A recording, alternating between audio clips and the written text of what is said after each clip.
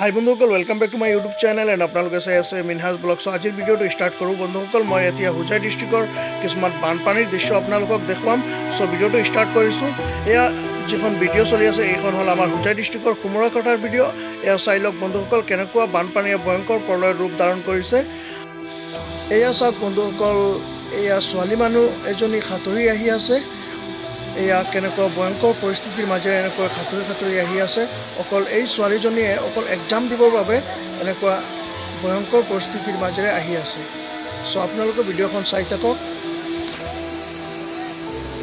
এয়া চাওক বন্ধুসকল, পানীয়ে কেনেকুৱা ভয়ংকৰ ৰূপ ধাৰণ কৰিছে। আৰু এই যিজনী ছোৱালীৰ কথা মই কৈছিলোঁ, তাই এক্সাম দিবৰ বাবে ইমান ভয়াৱহ পৰিস্থিতিৰ মাজেৰে আহিছে। চ' আপোনালোকে ভিডিঅ'টো শ্বেয়াৰ কৰিব।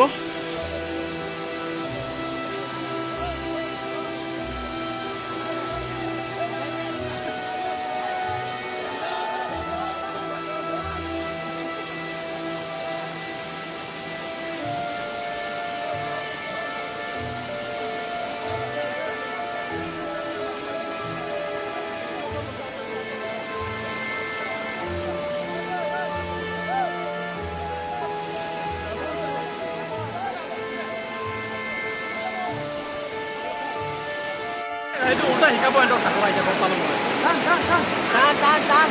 পানী সোমাব দেই, মুখত পানী সোমাব।